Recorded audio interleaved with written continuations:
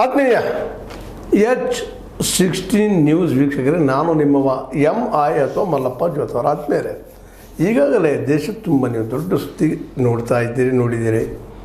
ಮತ್ತು ಪ್ರತಿ ಎಲೆಕ್ಷನ್ದಲ್ಲೂ ನಾವು ಆರೋಪ ಪ್ರತ್ಯಾರೋಪ ಮಾಡೋದು ನೋಡಿದ್ದೀವಿ. ಜೊತೆಗೆ ಬ್ಯಾಲೆಟ್ ಪೇಪರ್ ಇದ್ದಾಗ ರಗ್ಗಿಂಗ್ ಆಗೋದನ್ನು ನಾವು ನೋಡಿದ್ದೀವಿ. ಇವತ್ತು ಮತ ಬೋಗಸ್ ಆಗೋದನ್ನು ಸಹಿತ ನಾವು ಕೇಳ್ತಾ ಇದ್ದೀವಿ. ನಮ್ಮ EV ಮಷಿನ್ದಾಗಿರ್ಬೋದು ಅಥವಾ VV ಪ್ಯಾಡ್ದಾಗಿರ್ಬೋದು ಮತಗಳ ಎಣಿಕೆ ನಡೀಲಿ ಅಥವಾ ಮತ ಹಾಕೋದಾಗಲಿ ಅಂದರೆ ಅದು ಅರ್ಧಂಬರ್ಧಾಗಿದ್ದು ನಾವು ನೋಡಿದ್ದೀವಿ.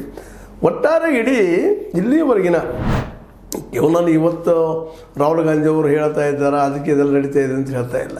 ರಾಹುಲ್ ಗಾಂಧಿ ಅವ್ರಿಗೆ ಇವತ್ತು ಅನಿವಾರ್ಯ ಆಗಿದೆ. ಅವ್ರಿಗೆ ಯಾಕಪ್ಪ ಅಂತಂದ್ರೆ ಆ ಬೋಗಸ್ ಮತದಾನ ಹಿಂದೆಂದಿಗಿಂತ ಹೆಚ್ಚು ಇವತ್ತು ಆಗಿದೆ ಅನ್ನೋದು ಅವ್ರು ತೋರಿಸಿದ, ಅವ್ರು ಹೇಳಿದ ಆಧಾರದಲ್ಲಿ ನಾವು ಇವತ್ತು ಹೇಳಬೇಕಾಗಿದೆ. ಇವತ್ತು ನಮ್ಮ ಆಡಳಿತಾರೂಢ ಪಕ್ಷದವರಾಗಿರ್ಬೋದು, ವಿರೋಧ ಪಕ್ಷದವರೇ ಅವರಾಗಿರ್ಬೋದು, ಒಬ್ಬರನ್ನೊಬ್ಬರು ಆರೋಪ ಪ್ರತ್ಯಾರೋಪ ಮಾಡೋದು ಸಹಜದ. ಯಾಕಪ್ಪ ಇವರೇನು ಖರೀದಿ ಮಾಡಿಲ್ಲೇನೋ, ಇವರೇನು ಮತ್ತೆ ಗದ್ದಲ ಮಾಡಿಲ್ಲೇನೋ, ಸತ್ತವ್ರು ಓಟ್ ಹಾಕಿಲ್ಲೇನೋ ಅಂತೇಳಿ ಸಿದ್ದರಾಮಯ್ಯರಿಗೂ ಕೇಳ್ತಾ ಇದ್ದಾರೆ. ಜೊತೆಗೆ ಸೇಮ್ ಇಬ್ರಾಹಿಂ ಸಹಿತ ನಮ್ಮ ಇಬ್ರಾಹಿಮ್ರು ಬಾದಾಮಿಯಲ್ಲಿ ಇವರು ಏನಪ್ಪ ಬೋಗಸ್ ಮತ ತೊಗೊಂಡು ಬಂದಂಥವ್ರು ಇದ್ದಾರೆ, ಇವರು ಅಲ್ಲಿನ ಮತಕ್ಕಳು ಆಗಿಲ್ಲೇನೋ ಹಂಗೆ ಮಾತಾಡೋದು ಕೇಳಿದ್ವಿ. ಒಟ್ಟಾರೆಯಾಗಿ ಇಡೀ ಗೊಂದಲದ ವಾತಾವರಣ ಇವತ್ತು ನಿರ್ಮಾಣ ಆಗ್ಯದ. ಆದರೆ ಒಂದು ಮಾತ್ರ ಸ್ಪಷ್ಟ ಆಗ್ತಾಯಿದೆ, ಈಗ ಎದ್ದಿರುವ ಈ ಒಂದು ಮತಗಳ್ಳತನದ ಆರೋಪ ಪ್ರತ್ಯಾರೋಪಗಳು ಇಬ್ಬರು ಮಾಡಿದವರಲ್ಲ ರೀ.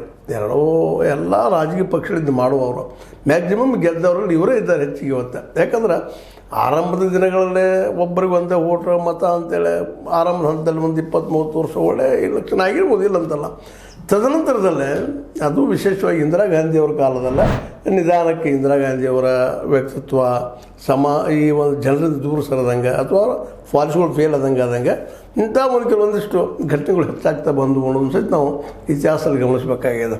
ಯಾಕಂತಂದ್ರೆ ನೆಹರೂವ್ರ ಕಾಲ, ಆರಂಭದ ಇಂದಿರಾಜಿಯವ್ರ ಕಾಲ, ಆ ಸಂದರ್ಭದಲ್ಲಿ ಇಂಥವನ್ನು ಭಾಳ ಕಾಣೋದಿಲ್ಲ. ಬಟ್ ನಂತರದಲ್ಲೇ ಗೆಲುವಿಗಾಗಿ ಏನೆಲ್ಲ ಮಾಡುವಂಥ ಪ್ರಯತ್ನ ನಡೆದಿದ್ದೇನೂ ಸುಳ್ಳಲ್ಲ. ಹೀಗಾಗಿ ಪ್ರತಿಪಕ್ಷನೂ ಸಹಿತ ಎವ್ರಿವನ್ ದ ಪಾರ್ಟಿ ಈ ಕೆಲಸ ಮಾಡೋದು ಶುರು ಮಾಡಿ ಇವತ್ತಂತಿ ಅದು ಗಗನ ಚುಂಬಿ ಆಗಿಬಿಟ್ಟದು. ಇವತ್ತು ಅನಿವಾರ್ಯ ಆಗಿದೆ ನಮ್ಮ ಇವರಿಗೆ, ರಾಹುಲ್ ಗಾಂಧಿ ಅವರಿಗೆ. ಅವ್ರಿಗೂ ಅನಿವಾರ್ಯ ಆಗದೆ ಹೋಗಿದ್ರೆ ಅವರು ಇದನ್ನು ಬಯಸ್ತಾ ಇದ್ರು ಇಲ್ಲೋ ಗೊತ್ತಿಲ್ಲ. ಸಹಜದ ಅನ್ಯಾಯ ಆದಾಗ ಪ್ರತಿಭಟನೆ ಮಾಡಿ ಎದ್ದು ನಿಲ್ಲುವಂಥ ವ್ಯಕ್ತಿತ್ವ ಇರ್ತದೆ, ಅವರು ಎದ್ದು ನಿಂತಿದ್ದಾರೆ. ಇನ್ನು ಕೆಲವೊಬ್ಬರು ಅನ್ಯಾಯಕ್ಕೆ ಬಗ್ಗೆ ಹೋಗಿಬಿಡ್ತಾರೆ. ಆ ಮಾತು ಬೇರೆ. ಇವತ್ತು ರಾಹುಲ್ ಗಾಂಧಿ ಅವರು ಒಂದು ಪ್ರಾಮಾಣಿಕವಾಗಿ ಪ್ರಯತ್ನ ಮಾಡಿದ್ದಾರೆ. ಮಹದೇವಪುರದ್ದು ತೋರಿಸಿದ್ದಾರೆ. ಇವತ್ತು ಅಲ್ಲಿ ಹೋಗಿ ಎನ್ಕ್ವೈರಿ ಮಾಡಿದಾಗ ಅಲ್ಲೆಲ್ಲ ಸತ್ಯನ ಕಾಣ್ತಾ ಇದೆ. ಅದೇ ಕಡೆ ಇನ್ನುಳಿದವರು ತಮ್ಮ ಕ್ಷೇತ್ರದಲ್ಲಿ ಮಾಡಲಿಕ್ಕೆ ಶುರು ಮಾಡಿದ್ದಾರೆ. ಕಾಂಗ್ರೆಸ್ ಹೆಂಗಿತ್ತು ಅಂತ ಕಾಂಗ್ರೆಸ್ಸಿನ ತೋರಿಸೋರಿಗೆ ಅವ್ರು ಪ್ರಯತ್ನ ಮಾಡ್ತಾ ಇದ್ದಾರೆ. ಇದೊಂದು ಒಂದೇನಾಯ್ತಪ್ಪ ಅಂದ್ರೆ ನೀನು ಕಳ್ಳ ಅಂದ್ರೆ ಇಲ್ಲಿ ಎಲ್ಲರೂ ಕಳ್ಳರ ಇದ್ದಾರಪ್ಪ ಇಲ್ಲೆಲ್ಲರೂ ಅನ್ನುವಂಥದ್ದು ಸ್ಪಷ್ಟ ಆಗ್ತಾಯಿದೆ ಅಂತ. ಮತಗಾರರು ಎಲ್ಲರೂ ಮತ ಕಳ್ಳತನ ಮಾಡಿ ಇವತ್ತು ಗೆಲ್ತಾ ಇದ್ದಾರೆ.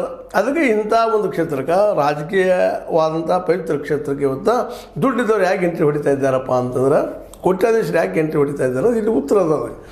ಯಾಕಂದ್ರೆ ಮತಗಳನ್ನ ಮಾಡ್ಕೊಳ್ಳೋದು, ಆಯ್ಕೆಯಾಗಿ ಹೋಗಿಬಿಡೋದು. ಯಾಕಪ್ಪ ಅಂದ್ರೆ ಎಲೆಕ್ಷನ್ ಸಮಯದಲ್ಲಿ ಪಾಪ ಮತದಾರರು ಸಹಿತ ಕೆಲಸ ಮಾಡ್ಲಿಕ್ಕೆ ಹೋಗೋದಿಲ್ಲ. ಅವ್ರು ಬದುಕೋರು ಕಷ್ಟ ಆಗಿದೆ. ಇವತ್ತು ಮುಂಜಾನೆ ಸಾಯಂಕಾಲ ದುಡಿದ್ರೆ ಯಾರು 300-400 ರೂಪಾಯಿ ಪಗಾರ ಕೊಡೋದೇ ಇದ್ದಾಗ ಇವರು ಆ ಸಂದರ್ಭದಲ್ಲಿ 500-1000 ರೂಪಾಯಿ ಕೊಟ್ಟಾಗ ಸಹಜವಾಗಿ ಪಾಪ ಮತ ಹಾಕಿ ಹೋಗಿಬಿಡ್ತಾರೆ.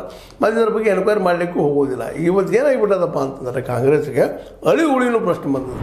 ನಾವು ಹಿಂಗೆ ಮುಂದುವರೆದ್ರೆ BJP ನಮಗೆ ಬಿಟ್ಟುಕೊಳ್ಳೋದಿಲ್ಲ. ನಾವು ಹೆಣದ ಬಲಿ ನಮಗೆ ಹಾಕುವಂಥ ಎಲ್ಲ ಸಾಧ್ಯತೆಗಳಿದ್ದಾವಂತ. ಇದರಿಂದ ನಿನ್ನೆದಲ್ಲ, ಇದು ಏನೋ ಒಂದು ಕಾಲಕ್ಕೆ ಶೇಷಣ್ಣವರ ಒಂದು ದೊಡ್ಡ ಒಂದು ಹೋರಾಟದಿಂದ ಅನ್ಬೋದು ಅಥವಾ ಅವ್ರ ಪ್ರಾಮಾಣಿಕದಿಂದ ಆಗಿರ್ಬೋದು. ಎಲೆಕ್ಷನ್ ಸ್ವಲ್ಪ ಸಮಯ ಪ್ರಾಮಾಣಿಕವಾಗಿ ನಡೆದಿದ್ದು. ಅದ ನಂತರದಲ್ಲಿ ಇತ್ತೀಚಿನ ದಿನದಲ್ಲಂತೂ ಪ್ರತಿ ಬೂತ್ನಲ್ಲಿಯೂ ಸಹಿತ ಬೋಗಸ್ ಆಗುವಂಥವು ನಾವು ನೋಡ್ತಾ ಇದ್ವಿ. ಏನು ಮಾಡೋ ಸ್ಥಿತಿಯೊಳಗೆ ಇವತ್ತು ಮತದಾರ ಬಂದುಬಿಟ್ಟಿದ್ದಾರೆ. ಯಾಕಂತಂದ್ರೆ ಮತದಾರ ಶಕ್ತಿ ಇಲ್ಲ, ದುಡ್ಡಿಲ್ಲ, ಒಂದು ಕಡೆ ಹಣಬಲ ತುಳಪಲ ಅಂತೀವಿ. ಸಾಮಾನ್ಯ ಆಗಿದೆ ಆಲ್ ಓವರ್ ಇಂಡಿಯಾದಲ್ಲಿ ಇದು. ಹೀಗಾಗಿ ನಮ್ಮ 543 MP ನಮ್ಮಲ್ಲಿ 200 ನಮ್ಮ 24 MLAಗಳಾಗಿರ್ಬೋದು ಅಥವಾ MLCಗಳಾಗಿರ್ಬೋದು. ಇಲ್ಲಿ ನಾವೇನಂತೀವಿ ಖರೀದಿ ಮಾಡೋದು ಮತ ಖರೀದಿ ಮಾಡೋದು ಎಲ್ಲ ನಡೀತಾ ಇರ್ತಾವೆ. ಅದು ಎಲ್ಲರಿಗೂ ಏನಾಗಿಬಿಟ್ಟದ, ಇದು ಕಾಮನ್ ಅಪ್ಪ. ಇದು ಯಾರು ಹೆಚ್ಚು ರಿಗ್ಗಿಂಗ್ ಮಾಡ್ತಾರೆ ಗೆಲ್ತಾರೆ. ಅದು ಎಲ್ಲರೂ ಮಾಡೋರ, ಎಲ್ಲರೂ ತಿರುಗಿ ಮಾಡೋರು ಅನ್ನುವಂಥ ಸ್ಪಷ್ಟತೆ. ಇವತ್ತೆಲ್ಲ ನಾವು BJPಗೆ ಆರೋಪ ಮಾಡೋದು ನೋಡಿದ್ರೆ ಅದು ಅನ್ನಿಸ್ತದೆ. ಈಗ BJPಗೆ ಇವ್ರ ಮೇಲೆ ಆರೋಪ ಮಾಡ್ತಾಯಿದ್ದಾರೆ. ಎಲ್ಲರಿಗೆ ಕಾಂಗ್ರೆಸ್ ಹೋಗಿದ್ದಾರೆ, ಯಾಕೆ ನೀವು ಮಾಡಿರಿ? ನಾವು ಕೇಳ್ತಾ ಇರೋದು ನೀವು ಮಾಡಿರಲ್ಲ, ನೀವು ಮಾಡಿದಿರಿ ಇಲ್ಲೋ ಅನ್ನೋದ್ರ ಬಗ್ಗೆ. ಈ ಮತದಾರ ಬೇಕಾಗಿದ್ದು ಆ ಪ್ರಶ್ನೆಗೆ ಮತದಾರ ಇದನ್ನು ಪ್ರಶ್ನೆ ಮಾಡಬೇಕಾಗಿತ್ತು. ನಾವು ನೀವು ಮಾಡಿದ್ರಿಲ್ಲೋ ಇಬ್ಬರು ಮಾಡಿದ್ರಿ, ಇದನ್ನು ಬಿಡ್ತಿರೋ ಇಲ್ಲೋ ಅಂತ ನೀವು ಕೇಳಬೇಕಾಗಿತ್ತು ಮತದಾರ. ಆದರೆ ಮತದಾರನ ಕೇಳ್ತಾನೆ ಇಲ್ಲ. ಇದು ಭಾಳ ನೋವಿನ ಸಂಗತಿ. ಯಾಕಂದ್ರೆ ಅನ್ಯಾಯ ಆಗ್ತಿರೋದು ಮತದಾರನಿಗೆ. ಅವ್ರಿಗೇನಾಗೋದು ರೀ, ಟ್ಯಾಕ್ಸ್ ಬರ್ತದೆ, ಟ್ಯಾಕ್ಸ್ ದುಡ್ದಾಗ ಎಲೆಕ್ಷನ್ ಮಾಡ್ಕೊಳ್ತಾರೆ, ಅದ್ರ ಗಂಟು ಮಾಡ್ಕೊಳ್ತಾರೆ, ತಮ್ಮ ಮಕ್ಕಳು ಅನುಕೂಲ ಮಾಡ್ತಾರೆ, ಹೋಗ್ತಾರೆ ಅವರು. ಇವತ್ತು ಇವ್ರು ಇರ್ತಾರೆ, ನಾಳೆ ಅವ್ರು ಇರ್ತಾರೆ. ಹೊಂದಾಣಿಕೆ ರಾಜಕಾರಣ. ಈಗ ಯತ್ನಾಳ್ ಸಾಕಷ್ಟು ಸಲ ಹೇಳಿದ್ದಾರೆ ಈ ಮಾತನ್ನು. ಯತ್ನಾಳ್ ಅವರು ಮಾಡಿರೋದಿಲ್ಲ ಅಂತಲ್ಲ, ಆದರೆ ಆ ಹೊಂದಾಣಿಕೆ ರಾಜಕಾರಣದಾಗೆ ಇವತ್ತು ಇಡೀ ದೇಶದ ರಾಜಕಾರಣ ಗಬ್ಬೆದ್ದು ಹೋಗ್ಯದಂತ. ದುಡ್ಡಿದ್ದವ್ರು ಖರೀದಿ ಮಾಡ್ತಾರೆ, ದುಡ್ಡಿದ್ದವ್ರು ಗಪ್ ನೋಡ್ಕೊಳ್ಳುವಂಥದ್ದು. ನಮಗಷ್ಟು ಏನು ಒಂದು 500,000 ಕೊಡ್ತಾರೋ, 2,000 ಕೊಡ್ತಾರೋ, 10,000 ಕೊಡ್ತಾರೋ ಕೊಡುವಂಥದ್ದು ಈ ಪ್ರಸಂಗ ಇವತ್ತು ನಿರ್ಮಾಣ ಆಗಿದೆ. ಇಂಥ ಸಂದರ್ಭದಲ್ಲಿ ರಾಹುಲ್ ಗಾಂಧಿಯವರು ಒಂದು ಸರಿಯಾದ ಹೊಡೆತವನ್ನು ಇವತ್ತು ಕೊಟ್ಟಿದ್ದಾರೆ. ಯಾಕಂದರೆ ಇದೇ ರೀತಿ ಮುಂದುವರೆದ್ರೆ ಇನ್ನು ಎಂದೂ ರಾಹುಲ್ ಗಾಂಧಿಯವರಾಗಿರ್ಬೋದು ಅಥವಾ ವಿರೋಧ ಪಕ್ಷಗಳಾಗಿರ್ಬೋದು ಆಡಳಿತ ಬರೋಕ್ಕೆ ಸಾಧ್ಯನೇ ಇಲ್ಲ. ಇಷ್ಟಂತೂ ಸ್ಪಷ್ಟ ಆಗ್ಯದ. ಯಾವಾಗ ಸ್ಪಷ್ಟ ಆಯಿತು ಅವ್ರು ಹೋರಾಟಕ್ಕೆ ಹೇಳಿದ್ರು. ಇದೇ ಜಗತ್ತಿನಲ್ಲಿ ಕ್ರಾಂತಿ ಎಲ್ಲಿ ಆಗ್ತದೆ, ಬದಲಾವಣೆ ಎಲ್ಲಿ ಆಗ್ತದೆ, ಅನಿವಾರ್ಯತೆ ಬಂದಾಗ್ರಿ. ಸುಮ್ಮನೆ ಯಾರೂ ಕ್ರಾಂತಿ ಮಾಡಲಿಕ್ಕೆ ಹೋಗೋದಿಲ್ಲ. ಒಬ್ಬಳಪ್ಪ ನಮಗೇನು ಮಾಡೋದಂತೆ. ಇವತ್ತು ನಮ್ಮ ಮಧ್ಯಮ ವರ್ಗದ ಜನ ಇದ್ದೀವಿ ನಾವೆಲ್ಲರೂ ನಮಗೇನು ಮಾಡಿದ್ರಿ, ನಿಮಗೇನು ಮಾಡಿದ್ರಿ, ಅವ್ರಿಗೆ ಮಾಡಬೇಕಾದ್ರೆ ಮಾಡಿ, ಇವ್ರು ಬೇಕಾದ್ರೆ ಮಾಡಲಿ, ಕರೆಕ್ಟ್ ಡಿಕ್ಟೇಟರ್ಗಳು ಹೋಗಿಬಿಡ್ದು ನಾವೆಲ್ಲರೂ ಕೂಡಿ. ಆ ಮಾತು ಬೇರೆ. ಒಟ್ಟಿನಲ್ಲಿ ನಾನು ಹೇಳುತ್ತಿರುವಂಥದ್ದು ಮುಖ್ಯ ವಿಷಯಪ್ಪ ಅಂತಂದ್ರೆ ರಾಹುಲ್ ಗಾಂಧಿ ಅವರು ಹಚ್ಚಿದ ಈ ಕಿಚ್ಚ ಇಡೀ ದೇಶದ ಇಲೆಕ್ಷನ್ ಕಮಿಷನ್ ಶುದ್ಧ ಮಾಡೋ ಜೊತೆಗೆ ಇಲೆಕ್ಷನ್ ಪದ್ಧತಿನ ಶುದ್ಧ ಮಾಡಿಬಿಡಲಿ ಅಂತ, ಸ್ವಚ್ಛ ಮಾಡಿಬಿಡಲಿ. ಒಳಗಿದ್ದಂಥ ಭೋಗಸ್ಥಾನ, ರಿಗ್ಗಿಂಗ ಮತ್ತೇನೋ ಅವೆಲ್ಲವೂ ಹೋಗಿಬಿಡಲಿ ಅಂತ. ಅದೇ ರೀತಿ ಮಾಡಿದ್ದು ಹೋಗ್ತದೆ ಅಂತ ಹೇಳೋದಿಲ್ಲ. ಯಾಕಂದ್ರೆ ತಮಗೆ ಲಾಭ ಗಪ್ಪಾಗಿಬಿಡ್ತಾರೆ, ಎಲ್ಲರೂ ಸುಮ್ಮನೆ ಆಗಿಬಿಡ್ತಾರೆ. ನಮ್ಗೆ ಲಾಭ ಆಗ್ತಿಲ್ಲ ಸುಮ್ಮನೆ ಆಗಿಬಿಡೋದು, ಚರ್ಚೆ ಮಾಡೋಂಗಿಲ್ಲ. ನಾವು ಗೆದ್ದಿರೋ ಸಾಕಪ್ಪ. ಆ್ಯಕ್ಚುಲಿ ಗೆದ್ದಾಗಲೇ ವಿಚಾರ ಮಾಡಬೇಕಾಗಿತ್ತು, ಇದನ್ನು ತೆಗೆದು ಹಾಕಬೇಕಾಗಿತ್ತು. ಆದರೂ ಅದಾಗಿಲ್ಲ. ಕಾರಣದ ಎಲ್ಲರೂ ಅಧಿಕಾರಕ್ಕೆ ಚರ್ಪಡಿಸುವವರು.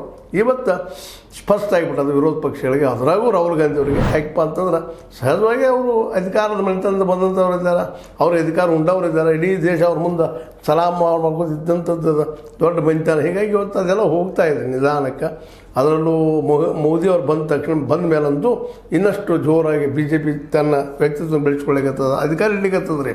ವ್ಯಕ್ತಿತ್ವ ಅಂದ್ರೆ ನೀತಿಯುತ ಮೊದಲೇನು ಮಾತಾಡ್ತಿಲ್ಲ BJP ಅದಿಲ್ಲ. ಬಟ್ ಅವರು ಅಧಿಕಾರಕ್ಕೆ ಬೇಕಾದ ಮಾಡಿ ಬಲ್ಲಿವಿ ಅನ್ನೋದನ್ನು ಈ ಮಹದೇವಪುರದ ಏನು ಮೊನ್ನೆ ಆಯ್ತಲ್ಲ ಇದು ಸರ್ವೆ, ಅದೇ ಕಾಲಕ್ಕೆ ಇಡೀ ಸೆಂಟ್ರಲ್ ಬೆಂಗಳೂರಿಂದ ಏನು ಆಯ್ತಲ್ಲ ಅದು ಇನ್ನೂ ನಾವು ತೋರಿಸ್ತೀವಿ, ನಮಗೆಲ್ಲ ಡಾಕ್ಯುಮೆಂಟ್ಸ್ ಕೊಟ್ಟಿರ್ತೀವಿ ಇವತ್ತು ರಾಹುಲ್ ಗಾಂಧಿ ಕೇಳ್ತಾ ಇದ್ದಾರೆ. ಅವರು ಇವತ್ತು ಆ ಗಂಟಲಿಗೆ ಗಾನ ಹಾಕ್ತಾ ಇದ್ದಾರೆ ರಾಹುಲ್ ಗಾಂಧಿ ಅವರು. ಇದರಿಂದಾಗಿ ಎಲೆಕ್ಷನ್ ಕಮಿಷನ್ ಶುದ್ಧ ಆಗಬಹುದು ಅನ್ನೋ ತರ್ಕ. ಯಾಕಂದ್ರೆ ಇಂಡಿಯಾ ಗಠಬಂಧನ ಏನದ, ವಿರೋಧ ಪಕ್ಷಗಳು ಏನದಾವ ಎಲ್ಲ ಒಂದಾಗ್ತಾ ಇದ್ದಾವೆ ಈ ವಿಷಯದಲ್ಲಿ. ಯಾಕೆ ಅವ್ರಿಗೆ ಗೊತ್ತಾಗ್ಯದ ಇಂಥ ಒಂದು ಭೋಗಸ್ಥಾನದಿಂದ ನಾವು ಗೆಲ್ಲಕ್ಕೆ ಸಾಧ್ಯ ಇಲ್ಲ. ಯಾಕೆಂದ್ರೆ ಜಸ್ಟ್ ಮೆಜಾರಿಟಿ ಆದ್ರೆ ಸಾಕು ಅವ್ರಿಗೆ. ಅದಕ್ಕೆ ಏನು ಮಾಡ್ಬೇಕಾಯ್ತು ಅನ್ನೋದು ಈಗ ಪೂರ್ತಿಯಾಗಿ ಗೊತ್ತಾಗ್ಯದ. ತಾವೆಲ್ಲಿ ಬೆಸ್ಟ್ ಇರ್ತೀವಿ, ಆರಿಸಿ ಬರ್ತೀವಿ ಅನ್ನೋದು ಬಿಟ್ಟುಬಿಟ್ಟೆ. ಉಳಿದ್ಮೇಲೆ ಎಲ್ಲೆಲ್ಲಿ ನಾವು ಮೇಲೆ ಗೆಲ್ಬೋದು ಅಲ್ಲೆಲ್ಲ ತೊಗೊಳ್ಳೋಂಥ ಒಂದು ಸಾಹಸ ಮಾಡುವ ಪ್ರಯತ್ನವನ್ನು ಇವತ್ತು BJP ಮತ್ತು ಸಂಘಟಕರು ಮಾಡ್ತಾ ಇದ್ದಾರೆ. ಇದು BJPನ ಮಾಡ್ತಾ ಇದ್ದಾರೆ, ಭಾಳಷ್ಟು ಆರೋಪಗಳಿದ್ದಾವೆ. ಅದಕ್ಕೆ ಅನುಕೂಲ ಆಗುವಂಗೆ ಇವತ್ತು ಎಲೆಕ್ಷನ್ ಕಮಿಷನ್ ಕಮಿಷನರ್ ಏನಾಗಿಬಿಡ್ತಾರೆ, ಮತ್ತು 2 ಒಳ್ಳೆ BJP ಯಾವ್ದು ಬಯಸುತ್ತೋ ಅವ್ರಿದ್ದಂಥವ್ರು ಕಮಿಷನರ್ ಹಾಕ್ಯಾರ. ಮತ್ತು ಅವರಿದ್ದಂಥವ್ರು ಸಹಜವಾಗಿ ಉಪಕಾರ ಮಾಡಿದಂತಹ ಈ ಒಂದು ಪ್ರಧಾನಿಯವ್ರಿಗೆ ಹೆಲ್ಪ್ ಮಾಡ್ತಾ ಹೋಗ್ತಾರೆ. ಇವೆಲ್ಲ ಬೋಗಸ್ ಆಗಿರ್ತಾವೆ ನೋಡ್ರಿ.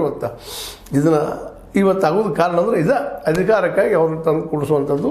ಮೂಲತಃ ಅದು ಅಮೆಂಡ್ಮೆಂಟ್ ಆಗಬಾರ್ದಾಗಿತ್ತು, ಆಗ್ಯದ 2-1 ಆಗಬಾರ್ದಾಗಿತ್ತು. ಅದನ್ನು ಕಾನೂನು ಮಾಡೋದಕ್ಕೆ ಹಚ್ಚಿದವರು ನಮ್ಮ ಹಿಂದಿನ CJI ಚಂದ್ರಚೂಡ್ ಅವರು. ಆ್ಯಕ್ಚುಲಿ ಅವರು ಅದನ್ನು ದಾರಿ ಹುಡುಕಬಾರ್ದಾಗಿತ್ತು. ಇಲ್ಲ ಮೊದಲು ಆಜ್ಞೆ ಮಾಡಿದ್ರು, ಅವರು ಆರ್ಡರ್ ಹೊರಡಿಸಿದ್ರು. ಒಂದು ಪ್ರಧಾನಿ, 2 ನ್ಯಾಯಾಧೀಶರು, 3 ವಿರೋಧ ಪಕ್ಷದ ನಾಯಕರು ಅಂತಾರೆ. ಅದು ಚೇಂಜ್ ಆಗಿ ಇವತ್ತು ಏನಾಗಿದೆ ನಿಮಗೆ ಗೊತ್ತದ, ನಮಗೆ ಗೊತ್ತದ. 2-1 ಯಾವುದಾದ್ರೂ ಅವ್ರದ್ದೇ ಆಗ್ತದೆ. ಅವ್ರು ಬಂದವ್ರು ಮಾತ್ರ ಯಾರು ಆಡಳಿತ ಇರ್ತಾರೆ ಅವ್ರಿಗೆ ತಮ್ಮ ಭಕ್ತಿಯನ್ನು ಅರ್ಪಿಸ್ತಾ ಹೋಗ್ತಾರೆ. ಮತ್ತು ಇಂಥ ಘೋಟಾರಗಳು ಆಗ್ತಾ ಹೋಗ್ತಾವೆ, ಇಂಥ ಘಟನೆಗಳು ಆಗ್ತಾ ಹೋಗ್ತಾವೆ. ಈ ಮತ ಯಾಕಂದ್ರೆ ಪ್ರಜಾಪ್ರಭುತ್ವದ ಮುಖ್ಯ ಉಸಿರಿರುವುದನ್ನು ಮತದಾನದಲ್ಲ. ಅದ ಪ್ರಜಾಪ್ರಭುತ್ವದ ಆಸರ. ಇವತ್ತು ಅದ ಇಲ್ಲೇ ಭ್ರಷ್ಟ ಆದಾಗ ಯಾರಿಗೂ ತಮ್ಮ ಬೇಕಾದವ್ರಿಗೆ ಆಗುವಂಥ ಪ್ರಸಂಗ ಬಂದಾಗ ಸಹಜವಾಗಿ ಈ ಸಂದರ್ಭದಲ್ಲಿ ಎದ್ದು ನಿಲ್ಲಬೇಕಾಗ್ಯದ. ಅದು ಗೆದ್ದು ನಿಂತಿದ್ದಾರೆ ರಾಹುಲ್ ಗಾಂಧಿಯವರು. ಅವ್ರ ಸಾಹಸಕ್ಕೆ ಇವತ್ತು ಎಲೆಕ್ಷನ್ ಕಮಿಷನ್ನ ಅದು ತನ್ನ ಸ್ಥಾನ ಇವತ್ತು ನಡುವು ಸ್ಥಿತಿಗೆ ಬಂದದ. BJP ಅವರು ವಾದ ಮಾಡಿ ಏನು ತಪ್ಪಿಲ್ಲ. ಯಾಕಂದ್ರೆ ಅವ್ರ ಮೇಲೆ ಆರೋಪ ಹೋಗ್ತಿರ್ತದೆ, ನಮ್ಮದು ಬೇರೆ. ಆದರೆ ನಿಜವಾಗಿ ಎಲೆಕ್ಷನ್ ಕಮಿಷನ್ ಎದುರು ಏನಪ್ಪ ಕ್ಲಿಯರೆನ್ಸ್ ಕೊಡಬೇಕಾಗಿದೆ. ಆಲ್ರೆಡಿ ಅದು ನೋಟಿಸು ಕೊಟ್ಟದ ನಮ್ಮ DK ಶಿವಕುಮಾರ್ ಆಯ್ತು, ಇನ್ನುಳಿದವ್ರು ಆಯ್ತು, ಯಾವ ಆಧಾರ ಮಾಡಿ ಮಾತಾಡಿದ್ರೆ ಎಲ್ಲಿ ಆಗ್ತಾರೆ ಅಂತೆಲ್ಲ ಏನು ಕೊಟ್ಟರು ಅವ್ರದ್ದು ಡಾಕ್ಯುಮೆಂಟ್ಸ್ ಅದಾವೆ. ಅವ್ರ ಡಾಕ್ಯುಮೆಂಟ್ಸ್ ಅವ್ರು ಹೆಚ್ಚು ತೋರಿಸಿದಾರೆ. ಅದನ್ನೇನು ರಾಹುಲ್ ಗಾಂಧಿ ಅವರು ಹೆಚ್ಚು ತೋರಿಸ್ತಾರೆ, ಸ್ಪಷ್ಟಪಡಿಸ್ತಾರೆ. ಮತ್ತು ಕೆಲವು ಡಾಕ್ಯುಮೆಂಟ್ಸ್ ಕೇಳಿದ್ದಾರೆ ರಾಹುಲ್ ಗಾಂಧಿ ಅವರು. ಅವು ಏನು ನಮ್ಮ ಫೋಟೇಜಸ್, ವಿಶೇಷವಾಗಿ ಕ್ಯಾಮ್ರಾ ಇಟ್ಟಂಥವು ಅಥವಾ ಒಂದು ಏನು ನೀವು ಅಂತೀರಿ ಅದಕ್ಕೆ ಈ CCTVಗಳನ್ನು ಇನ್ನುಳಿದವುಗಳನ್ನು ನೀವು ಅವ್ರಿಗೆ ಕೊಟ್ಟು ಬಿಟ್ರಪ್ಪ ಅಂತಂದ್ರೆ ಡಾಕ್ಯುಮೆಂಟ್ಸ್ ಅಥವಾ 17C ಅನ್ನೋ ಫಾರ್ಮದೆಲ್ಲ ಡಾಕ್ಯುಮೆಂಟ್ಸ್ ಕೊಟ್ಟರೆ ಅಂದ್ರೆ ನಿಶ್ಚಿತವಾಗಿ ಅವ್ರು ತೋರಿಸೋದು ಹೇಳ್ತಾ ಇದ್ದಾರೆ. ಇನ್ನು ಎಲೆಕ್ಷನ್ ಕಮಿಷನ್ ಬಿಟ್ಟಂಥ ವಿಷಯ. ಬಟ್ ಇದು ಮಾತ್ರ ಇವತ್ತು ಒಂದು ಅತ್ಯಂತ ಏನಪ್ಪ ಅಂದ್ರೆ ನಮ್ಮ ಪ್ರಜಾಪ್ರಭುತ್ವ ಉಳಿವಿಗೆ ದಾರಿ ಆಗ್ಬೋದು ಅಂತ ನಾವೆಲ್ಲರೂ ಗೆಸ್ ಮಾಡ್ತಾ ಈ ಒಂದು ರಾಹುಲ್ ಗಾಂಧಿಯವರ ಮಾಡಿದಂಥ ಈ ಕೆಲಸಕ್ಕೆ ನಮ್ಮೆಲ್ಲರ ಸಪೋರ್ಟ್ ಇರಲಿ, ಜೊತೆಗೆ ಅವರಿಗೆ ಅವ್ರು ಮಾಡುವಂಥ ಕೆಲಸಕ್ಕೆ ಯಶಸ್ಸು ಸಿಗಲಿ ಅಂತ ಹೇಳ್ತಾ ಮತ್ತು ಪ್ರಜಾಪ್ರಭುತ್ವ ಉಳಿಲಿ ಅಂತ ಮತ್ತೊಮ್ಮೆ ಬಯಸ್ತಾ H60 ನ್ಯೂಸ್ ಸತ್ಯದ ಕೈಗೊಂಡು ವಂದನೆಗಳು.